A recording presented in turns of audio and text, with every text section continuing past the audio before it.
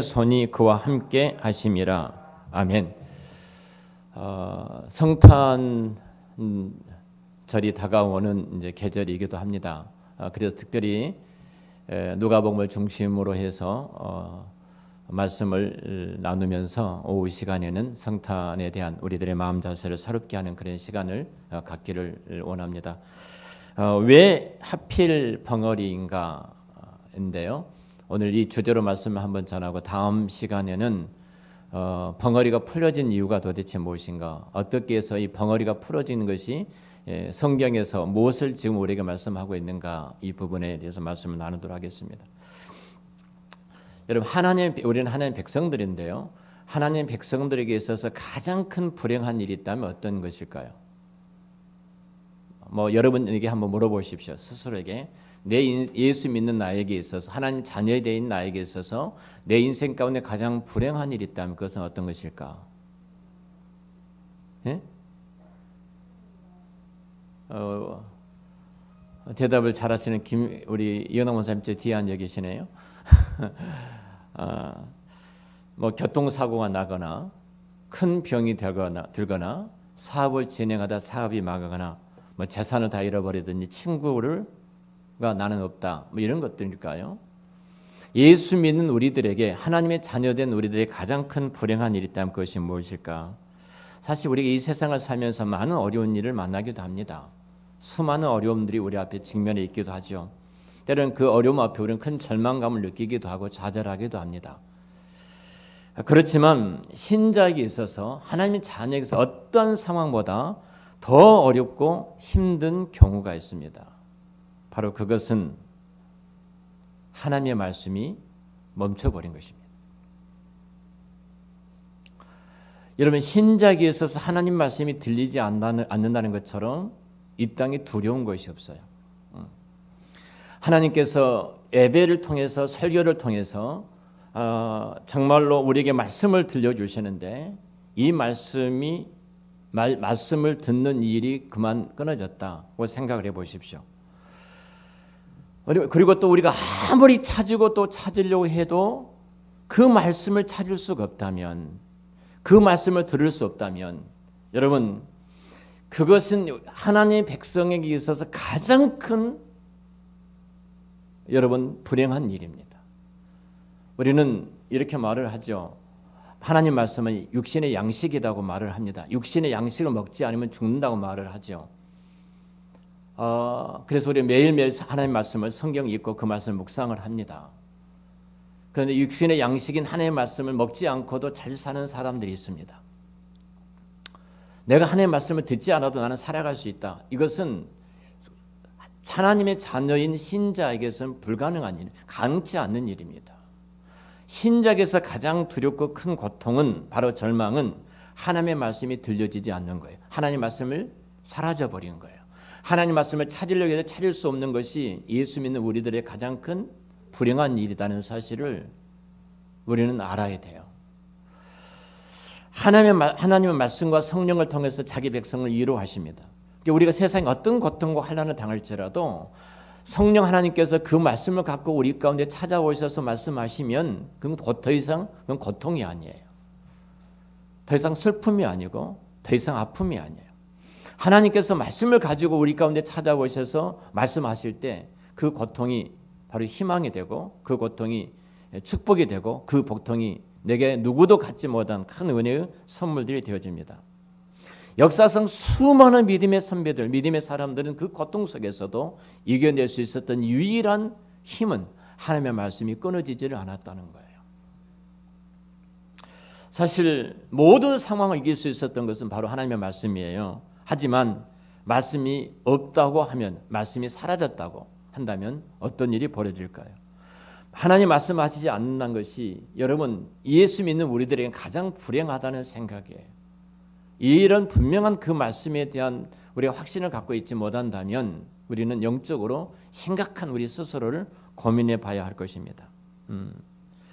하나님 말씀이 없다. 그것은 신자는 죽었다는 겁니다. 쓰러져 버리는 겁니다. 더 이상 희망이 없다는 거예요. 말씀이 없다면 신자는 살아날 수가 없습니다. 자, 오늘 사가랴에게 일어난 일이 이 사건입니다. 오늘 우리가 설교를 통해서 들으려고 하는 이 본문이 매우 짧습니다. 그러나 여기에 나타난 한 사건을 통해서 이 말씀과 관련된 주제를 지금 설교를 하려고 하는데요. 사갈에게 한 일이 일어났습니다. 우리는 잘 아는 일이죠. 일어났지만 이것이 구속사적으로 예수 그리스도가 이 땅에 오시고 자기 백성을 구원하는 구속사적으로 사가랴에게 일어났던 이 집안에 어떤 사건이 어떤 의미를 우리에게 어떤 의미를 담고 있는가, 어떻게 우리에게 지금 말씀하고 있는가 하는 부분을 우리가 알아야 됩니다. 자, 하나님은 자기 백성들에게 지금 뭔가 중요한 메시지를 던지고 있어요. 단순히 벙어리가 되었다. 엘리사벳이 잉태된다는 말을 천사로부터 듣고 그 말을 믿지 못하기 때문에 벙어리가 되었구나. 그리고 요한이 태어나니까 벙어리로 풀어졌다. 한 집안에 믿음이 없어서 믿지 못하니까 벙어리가 되고 믿으니까 다시 풀어졌구나. 이 정도로 우리가 생각하면 안 된다는 것이죠. 이 벙어리 사건은 구속사에 있어서 예수 그리스도가 오심에 있어서 굉장히 중요한 사건을 담고 있어요. 특별히 성탄을 맞이한 우리들에게 있어서 우리의 신앙의 정체성이 우리의 믿음에 본질적으로 무엇을 붙잡고 있는가를 나타내주고 있는 말씀이기도 합니다. 그러니까 결국은 이 사건 그 집안의 사건이 아니라 그 시대의 모든 영적인 사건이고 오고 오는 모든 시대에 예수 그리스도를 통해서 이루실 하나님의 나라가 무엇인가를 말씀하고 계셔요. 그래서 사가랴 일을 통해서 성령께서 우리에게 말씀하신 바에 대해서 우리가 귀를 기울이고 이 말씀 앞에 마음을 열고 집중하고 경청을 해야 합니다. 자, 먼저 사가랴의 형편을 살펴보겠습니다. 정말 오랫동안 자녀를 갖지 못했던 이 사가랴와 엘리사벳이라는 이 부부가 있었는데 하나님께서 이 가정에 찾아가셔서 자녀를 주겠다고 약속을 하셨습니다. 그것이 앞절에 쭉 기록된 내용들입니다. 그리고 드디어 엘리사벳이 기한이 차서 아들을 낳았습니다. 자, 엘리사벳이 기한 10개월이 돼서 아이를 갖지 못한 이 부인에게, 이 가정에게 하나님의 생명을 주겠다고 약속하셨고, 그리고 그 아이가 10개월이 돼서 이 땅에 태어났습니다. 이웃들과 친척들이 모두가 다 기쁨의 잔치를 벌일 수밖에 없죠.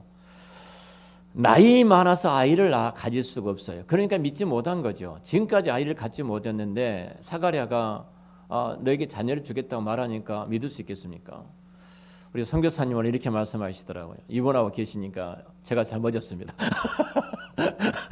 이 어르신에게 제가 잘못했어요. 저에게 오늘 오전에 그러시더라고요. 저희 아들이 둘이 있는데요. 또 다음에 또 자녀를 기다리고 있습니다. 그러시더라고요.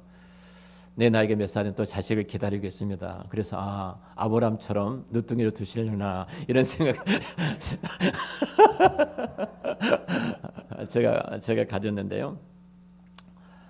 사실은 그 자녀를 갖지 못한 이 가정에게 특별히 하나님이 특별한 간섭으로 아이를 주겠다고 약속하셨어요. 근데 이 사건은 마리아와 그 요셉하고 똑같은 비슷한 사건의 상황이 이어져 가고 있어요.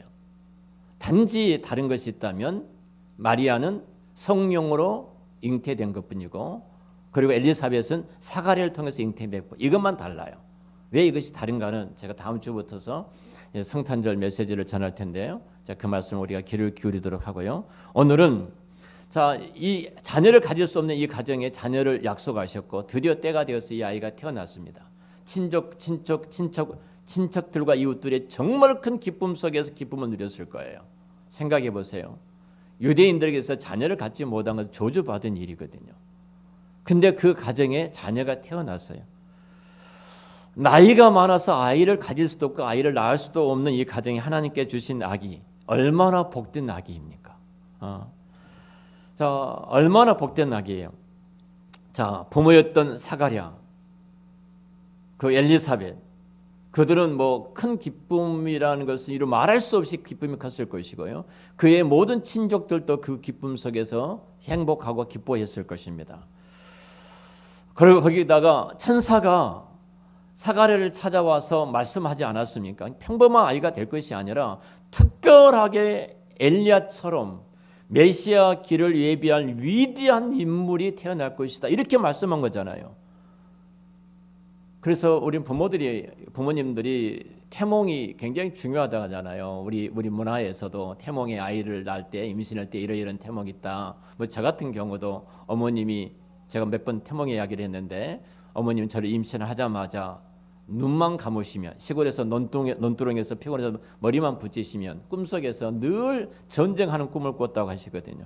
공중에 날아다니면서 말이 날아다니고 비행기가 낙하까지 내려오고 뭐 등등. 또 아버님은 뭐라고 꿈 이야기를 하시냐면은 종천아, 너가 너를 엄마가 임신했을 때 태몽을 꿨는데 까만 두 마리 그 흑돼지가 돼지가 수십 마리 새끼를 몰고 집으로 들어오더라는 거예요. 너를 통해서 우리 집이 굉장히 부자가 될 거야. 제가 보통 사람이 아니에요. 뭐 아버지도 꿈을 꾸시고 어머니도 꿈을 꾸시고 어떻든 사실 우리 문화에서 태몽을 굉장히 중요한데 직접적으로 여호와의 천사가 나와서 자녀를 갖지 못한 이 가정에 자녀를 갖게 될 것이다. 아들을 낳게 될 것이다. 그 말을 하고 이 아들은 특별한 아들이다. 엘리야처럼 메시아의 길을 준비할 아이가 이 땅에 태어날 것이다. 여러분 이 부모의 기쁨이 얼마나 크겠습니까? 자녀를 갖는 것마도 기쁜데 천사가 찾아와서 직접적으로 여러분 우리 천사의 어떤 고지를 이런 고지를 들었다고 생각해 보세요. 어마어마한 기쁨일 거예요. 하지만 이런 기쁨 가운데도 기뻐할 수 없는 한 가지 사실이 있습니다. 그것은 사가랴가 뭐예요? 여전히 벙어리인 채로 있다는 겁니다. 아이가 태어났어요. 그러면 이제 벙어리가 말을 해야 되잖아요. 근데 이 핏덩어리를 안고 너무 기쁜데도 말을 못하는 겁니다. 얼마나 행복하겠습니까? 여러분 그 산부인과에 가서 이제 우리 아이가 태어날 때 거기 보면 얘가 태어나자마자 그러잖아요. 그럼 밖으로 바로 뛰어나가서 전화합니다. 아버님 지금 손자가 태어났습니다. 어머니 지금 막 전화주라고 막 난리 나거든요. 근데 천사가 말했던 그 아들이 태어났는데 그 아버지 사가랴는 이 아이 아버지 사가랴는 말을 못하고 있어요. 기뻐해야 될 자리에서 기뻐하지 못하고 있는 모습을 보게 됩니다. 여전히 사가랴가 벙어리로 있습니다. 사실 당시 사가랴가 벙어리가 된 중요한 이유가 뭐였어요? 천사가 하나님께 천사를 통해서 말씀해 주셨던 그 말씀을 믿지 않는 것 때문에 벙어리가 됐습니다. 저 누가복음 1장 20절인데요. 20절을 보겠습니다. 우리 같이 한번 읽겠습니다. 보라, 이 일이 되는 날까지 내가 말 못하는 자가 되어 능히 말을 못하리니 이는 내가 내 말을 믿지 아니함이거니와 때가 이르면 내 말이 이루어지리라 하리라. 자, 분명히 천사 가브리엘이 이 일이 되는 날까지 내가 벙어리가 되어 능히 말을 못하리니 이는 내 말을 내가 믿지 아니함이거니와. 자, 늙은 부부에게 태어날 은혜의 아기에 대한 불신앙 때문에 사가랴가 벙어리가 되어 형벌을 받게 되었습니다. 근데 천사 가브리엘의 선고를 보면 분명히 이 벙어리가 되는 벌은 영구적인 것이 아니에요. 그렇죠? 한시적인 것입니다.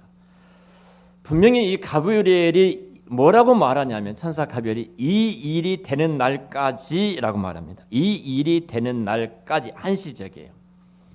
자, 엘리사벳이 이제 아기를 갖게 됐고 10개월 때가 되어서 이 아이가 정상적으로 태어났습니다. 그러면 어떻게 돼야 돼요? 벙어리가 입이 열어져야 되잖아요. 풀어져야 됩니다. 근데 입이 안 풀어지는 것입니다. 근데 사가랴는 계속해서 그대로 벙어리로 있는 거예요. 그렇게 8일이 지났습니다. 그리고 아마 이제 사가랴와 엘리사벳은 이 일주일을 넘기는 기간 동안 아이 때문에 기쁘면서도 한편으로는 굉장히 많이 걱정을 했을 거예요. 그리고 드디어 8일째 되는 날 할례를 행해야 되는데 그때 이름을 짓게 되어집니다. 자, 이름을 짓게 되어져요. 오늘 말씀 우리가 봉독했던 것처럼 아버지 사가랴 이름을 따서 사가랴를 짓자고 주변의 친척들이 뭐 부모든 친척이든 이웃들이 와서 다 그 말을 합니다. 근데 이 엘리사벳이 아니라고 합니다.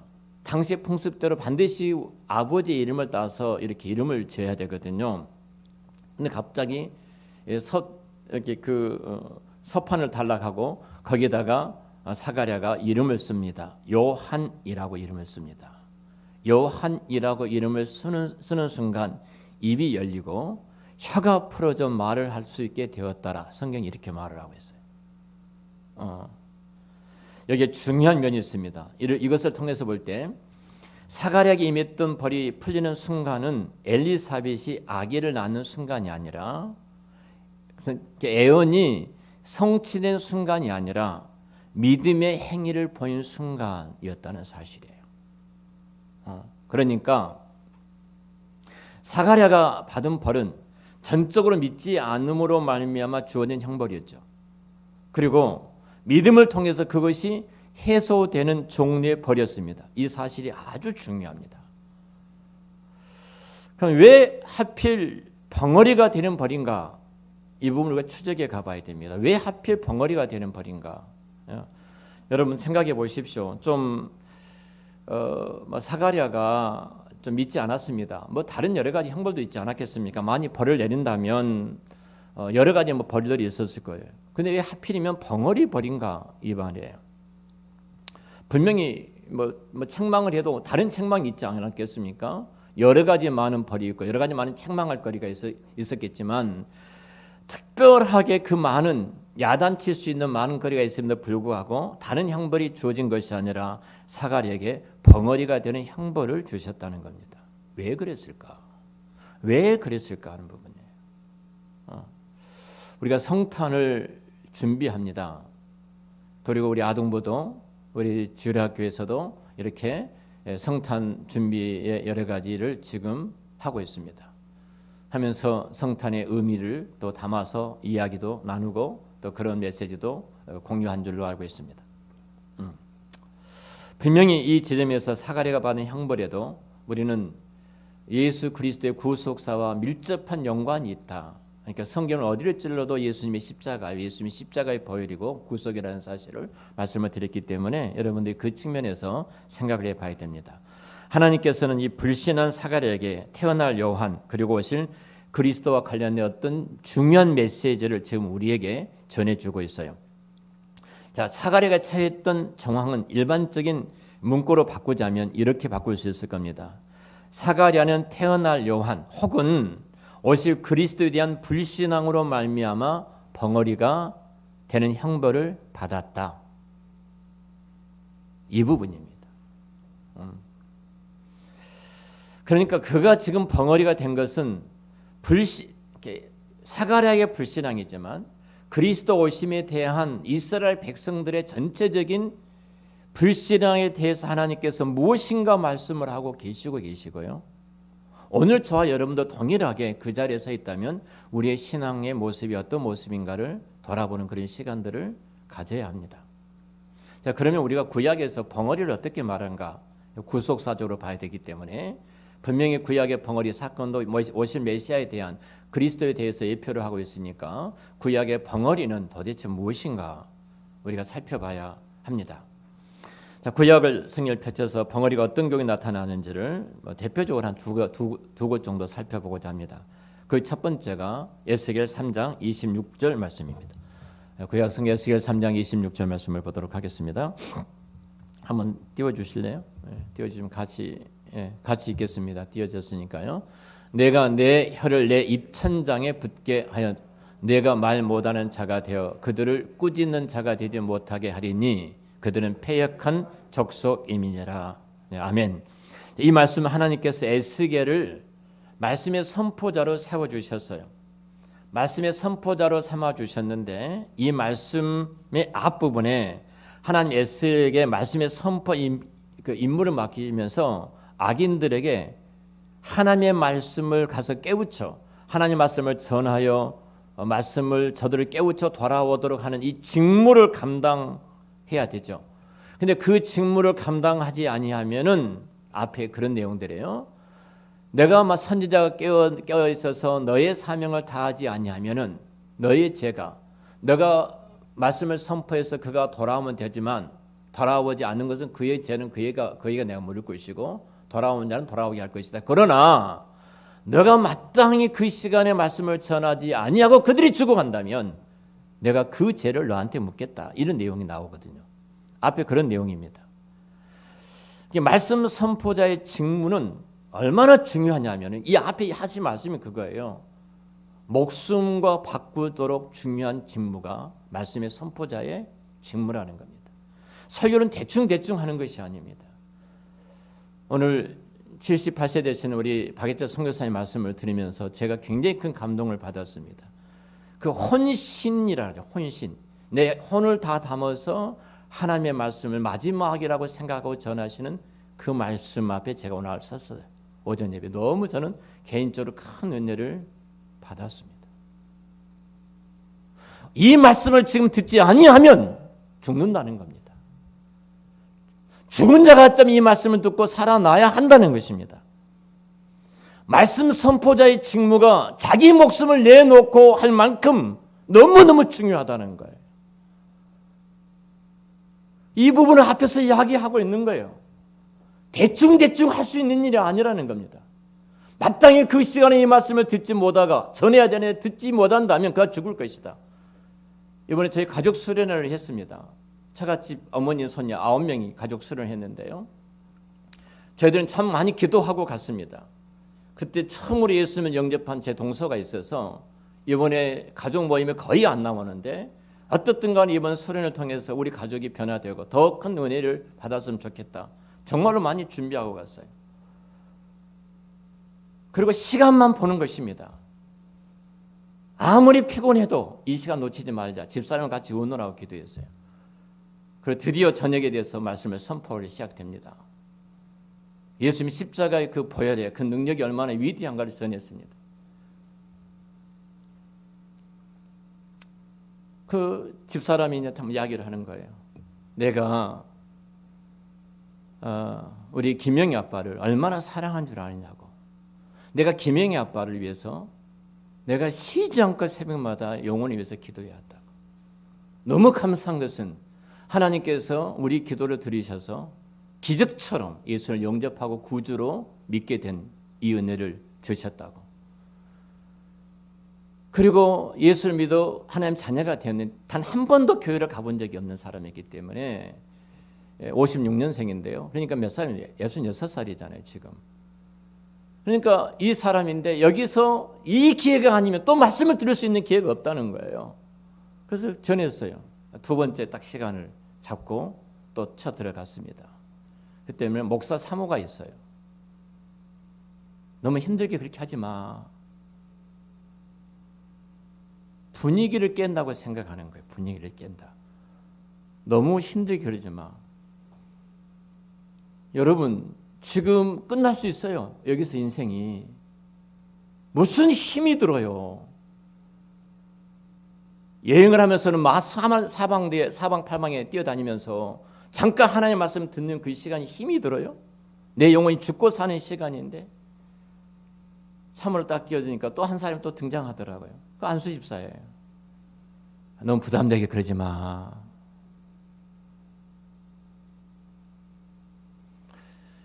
여러분 우리가 영적인 실체를 보지 못한다면요, 우리는 항상 이렇게 흘러가게 됐습니다.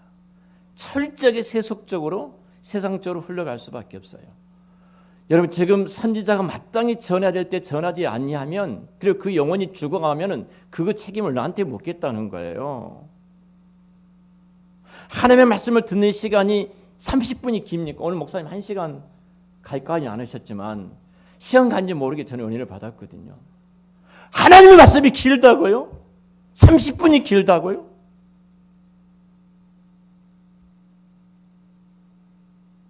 내 영혼이 지금 어떻게 생겼는가 한번 살펴보라 이 말이에요. 마땅히 말씀 선포자가 직무를 자기 목숨을 내고 할 만큼 중요한 일인데 그러지 않으면 어떻게 되겠냐 이 말이에요. 제가 물었어요. 기호성 집사님한테. 우리 이유한 목사님 설교 어떻게 하셔요? 그래서 물었어요. 목사님 어떤 때는 1시간도 하십니다. 그래요. 대단하십니다. 1시간 설교하시니라고. 더 대단한 그 교회, 그 1시간 말씀을 듣고 있는 그 교회인데 대단히 훌륭하십니다.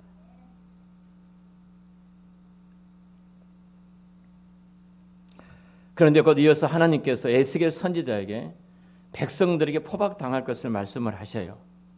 붙잡혀서 포로가 될 것이다. 사람들이 싫어한다는 겁니다. 하나님의 말씀을 싫어하는 거예요. 그 말씀이 전해진 것을 싫어하기 때문에 그 선지자를 잡아서 핍박하는 저들이 붙들어서 묻겠다는 겁니다. 이 말씀이 에스겔 3장 25절과 26절 말씀이에요.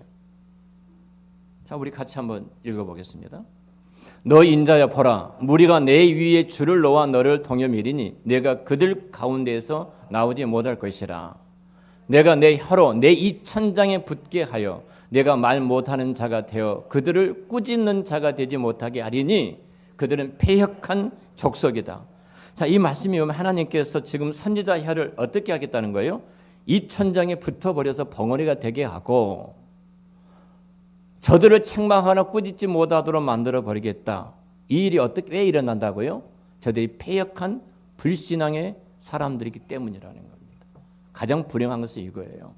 선지자가 입술이 열려서 회개를 촉구하고 돌아오도록 말씀을 전하고 선포해야 될 텐데 하나님께서 패역하고 불신앙된 이들 때문에 입천장에 해가 붙어서 말을 못하도록 만들어버린 것이 이스라엘 백성들이 가장 무서운 심판을 받고 있다는 사실이에요. 이스라엘 백성들에게 말 못하는 벙어리는 하나님의 말씀이 전해지지 않는 상황을 지금 우리에게 말씀해 주고 계십니다. 물론 이 상황은 선지자가 자기의 잘못에 의해 벌을 받아 벙어리가 된 것이 아니죠. 사가랴와 이와 똑같은 것은 결코 아닙니다. 벙어리의 성격이 무엇인지를 보여주는 좋은 본문이 바로 에스겔서인데요. 바로 성경에서 벙어리는 하나님의 말씀이 닫혀졌다는 이 말이에요. 비슷한 예로 이사야 56장을 보겠습니다. 이사야 56장 10절 말씀입니다. 이 말씀 영상이 띄우고 있어 빠를 것 같습니다. 이사야 56장 10절 말씀 우리 같이 한번 이 말씀을 읽도록 하겠습니다. 네, 같이 읽겠습니다. 이스라엘의 파수꾼들은 맹인요 다 무지하며 벙어리 개들이라 짖지 못하며 다 꿈꾸는 자들이요 누워 있는 자들이요 잠자기를 좋아하는 자들이니라고 말합니다. 자, 이스라엘을 바른 길로 지도해야 할 지도자들이 올바른 길로 걷지 못하죠. 그래서 양들이 들짐승에 삼키고 있을 때 그들을 향해서 이사야 선지자가 하는 말씀이 이제 기록이 되었어요. 다 그들은 선지자 파수꾼들이 마땅히 깨어나게 양과 짐승들을 개와 늑대로부터 이리로부터 지켜야 될 그 목자들이 소경이 돼버린 거예요. 다 무지하고 벙어리라 말 못하는 벙어리 개가 된 거예요.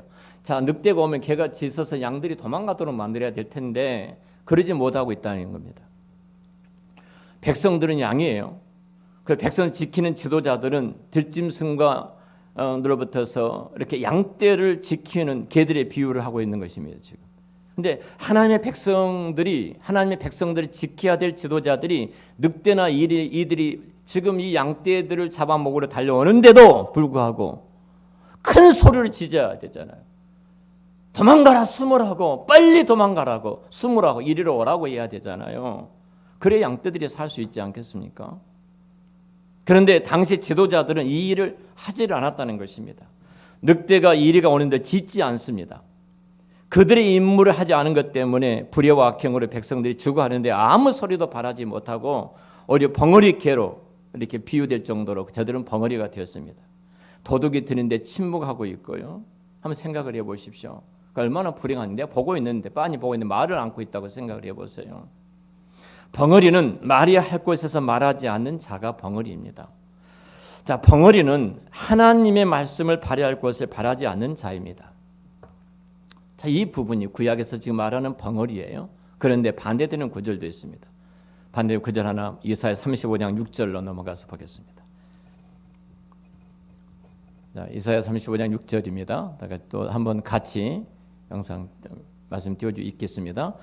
그때 저는 자는 사슴같이 뛸 것이며 말 못하는 자의 혀는 노래하리니 이는 광야에서 물이 솟겠고 사막에서 시내가 흐를 것임이라.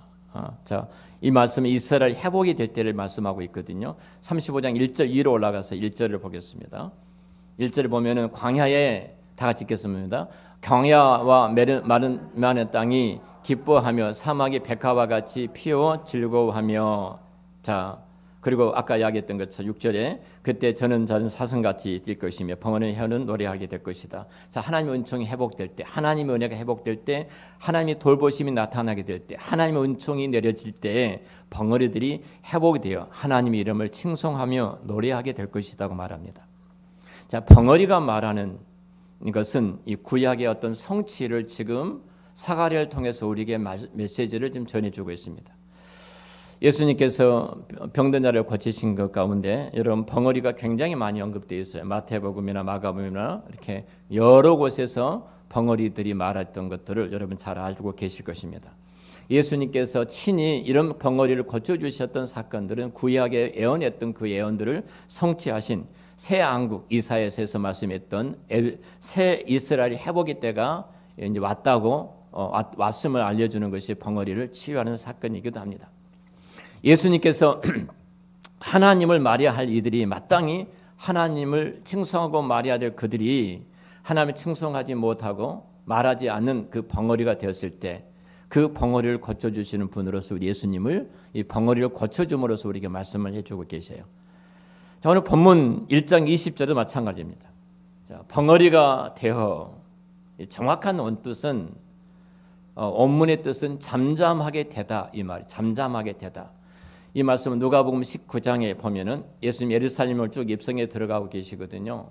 입성에 들어가고 계시는데 예수님 보고 수많은 사람들이 찬송하고 노래합니다.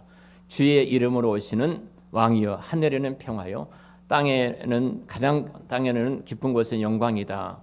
마치 예수님이 오셨을 때 천사들이 등장해서 노래했던 것처럼 주님이 예루살렘 입성할 때도 수많은 군중들이 그렇게 주님을 노래합니다.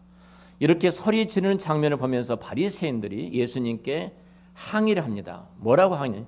저 녀석들 좀 조용히 좀 시켜라. 너무 떠든다. 잠잠히 좀 해라. 이렇게 말을 해요.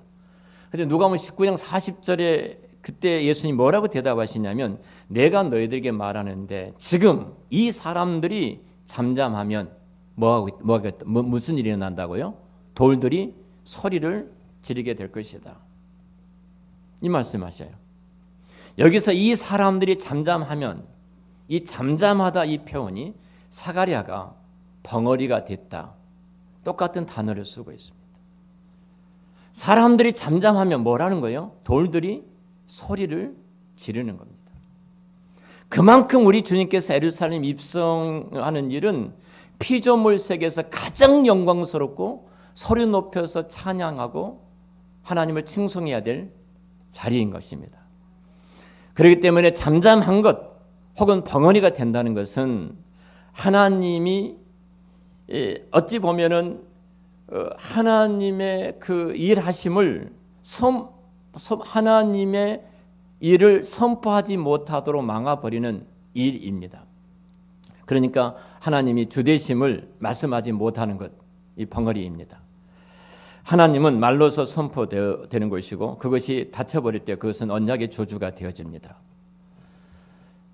제가 여기서 이제 시간이 됐기 때문에 말의 정체성을 좀 쭉 하려다가 이제 시간이 55분이니까 좀 정리해 가도록 하겠습니다. 이 부분은 다음 시간에 좀 이어서 이어가도록 하고요. 오늘 제가 우리 박예철 선교사님께서 본인은 말씀하셔요. 이제 고등학교 해도 괜찮겠죠, 선교사님? 중학교 졸업하셨습니다. 중학교 졸업하셨어요. 아버님이 일찍 돌아가셔서 중학교 졸업한 강주에서 뭐 제가 가족 내용은 다 들었잖아요. 중국집에서 이렇게 심부름 배달을 하셨습니다.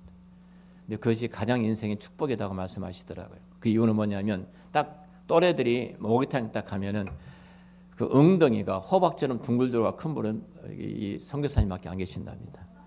절대로 늙지 않는 모든 힘이 어디서 나와 요즘은요? 수박에 엎어놓은 것 같아.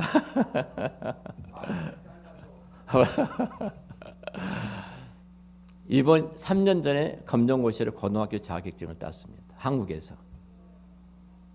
영어를 전혀 못하셔요. 독일은 아시면 살아가야 되니까. 근데 제가 영어로 설교하는 내용을 봤습니다. 그 영어로 설교한 내용이 전부 다 한글로 써놨습니다. My name is 누구. 이것도 다 한글이에요. My name is 누구. 전부 한글이에요. 다 한글. 10년 전에 설교를 이 설교를 7분짜리 설교를 가지고 설교를 했는데 미국이 뒤집어졌어요. 미국의 수많은 교회들이 가는 곳마다 놀라운 성령 역사가 나타나게 돼요. 이디오피아에 선교로 가셨어요. 이디오피아 애들이 영어를 잘해. 열 몇 명, 죄송합니다. 제가 기억력이 없어요. 열 몇 명이 앉아 있는데 영어를 못하는 사람은 선교사님 한 분. 다 영어를 다 잘해. 근데 선교로 가서 독일어는 하지만 영어를 못해요. 선교를 해야 돼요. 그래서 급히 통역하는 독일어 통역한 친구한테 물었답니다. 자, 예수님은 누구냐? 예수님이 빛이다, 길이다, 뭐 생명이다, 뭐 이렇게 중요한 단어를 땄어요.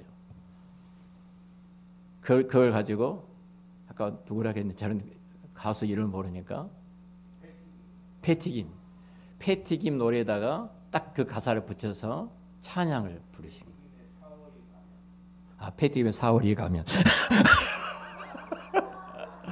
이 찬양을 넣어서 하고요. 에티오피아에 설교를 쓰셔가지고 이렇게 그 말을 이렇게 그럼 너는 영어를 모르니까 이제 친구가 그럼 독일어 말하면 내가 영어로 통역을 하고 영어로 통역하면 제 3자가 에티오피아로 통역을 하고 이렇게 하자. 근데 마음에 안 들어요. 근데 이걸 통역하신 분한테 설교를 써가지고 다 문자를 만든 거예요. 그걸 뭘로요? 한글로 다 썼어요. 제 눈물이 나더라고요. 어디서 이런 일이 있을까? 하나예요. 영혼을 사랑하는 아버지 마음. 영혼을 사랑하는 아버지 마음. 한 400명 모인 에티오피아 말씀을 들었던 분 가운데 한 분이 교도관이 있었답니다. 높은 교도관이. 우리 교도소에 가서 말씀 한번 전해 주십시오. 400명이 있는 교도소에 가서 설교를 하는데 또 찬양을 해야 되는데 교도소를 패티김의 사월이 안 맞잖아요. 그래서 또 다른 노래다가 그걸 붙어 넣으신 거예요. 아주 넣었는데 찬양을 하고 말씀을 전하는데 이 400명의 죄수들이 회개의 영이 일어났는데 가슴을 치면서 회개하는데 놀라운 기적이 일어나. 이건 선교사님 말씀해야 되는 게 참 제가 해서 너무 죄송한데요. 딱 하나예요. 내가 선교사님 말씀을 드리면서 우리는 세상에 무엇을 가지고 주를 위해서 일하겠다고 그러는데요. 하나님 약한 자를 들어서 강한 자를 부끄럽게 하시는 것이 복음의 능력이에요. 사도 바울이 나의 약함을 자랑한다고 말을 했어요. 나의 약함을, 내 연약함을 자랑한다. 왜냐하면 내 안에 담긴 보물이 너무 소중하기 때문에. 여러분 사실은 이 혀는요. 내 선교사님 그래 나의 모든 자유의지를 하나님께 반납했습니다. 그러시더라고요. 저 굉장히 충격을 받았어요. 나의 모든 자유의지는 하나님께 반납했습니다. 내 한마디 한마디 말하는 거, 내 인생의 모든 스토리가 하나님께서 이끄신 대로 나는 걸어가겠습니다. 그 연세가 78세예요. 78세. 여러분 우리 말에 대한 본래적인 기능은 뭐냐면 한 입에서 쓴물과 단물을 내지 못한다고 야고보에서 말씀하고 있잖아요. 한 입에서 쓴물과 단물을 내지 못해요. 여러분 죄로 말미암아 한 샘이 단물과 쓴물을 내는 것은 이 저주 상황이지 그것이 올바른 것은 결코 아닙니다. 그래서 우리는 이 말씀을 통해서 원래 처음 지음 받을 때 우리 입술이 하나님의 뜻에서 우리 혀는 하나님을 찬송하고 노래하기 위해서 지음 받았다는 사실을 분명하게 알 수 있는데요. 그래서 우리의 말의 정체성은 하나님을 선포하고 송축하는 것입니다. 그것이 입과 혀의 본연의 기능입니다. 근데 하나님을 송축하고 하나님을 선포하는 이 본연의 기능은 바로 거듭난 그리스도인의 입술이 될 때 가능한 것이고 그 입술이 하나님 앞에 붙들마 되어질 때 가능한 줄을 믿습니다. 동일하게 전 세계에 나가서 설교를 하고 다니셔요. 독일 말로 한국말로 하신 것이 아니라 그 나라 말로 캄보디아에서 동일하게 말하는 말로 다 거기다 뭐라고 써지냐면 한글로 다 써졌어요. 한글로. 그 미국에서 설교하실 때 그러셨대요. 너무 설교를 딱 끝났는데 한 집사님 오셔서 설교가 원어민처럼 설교를 하셨다 이 말씀을 하신 거예요. 그러니까 선교사님 비웃지 말라고 이렇게 한글로 써가지고 설교를 했는데 비웃지 말라고 그랬는데 내가 영어 선생을 했던 사람입니다. 퍼펙트한 영어로 하는 것입니다. 저는 영혼을 사랑하는 하나님 아버지의 그 마음을 있기 때문에 이런 일들이 모든 것을 뛰어넘는 이런 일들이 일어난 줄로 믿습니다. 입술이 풀어지고 다음 주에 이제 벙어리가 풀어진 이유를 말씀을 드리겠습니다만 입술이 열려지고 혀가 열려져서 천국 복음을 전하는 놀라운 사역자로 쓰고 계신 것이 아닌가. 저와 여러분도 우리 교회도 벙어리 자리에 있는 것이 아니라 벙어리로 묶여 있는 것이 아니라 정말 입술이 풀어져서 이 어두운 시대에 성탄의 참 기쁨을 온 열방에 나타내는 복의 통로들이 다 되시기를 우리 주의 이름으로 축원합니다.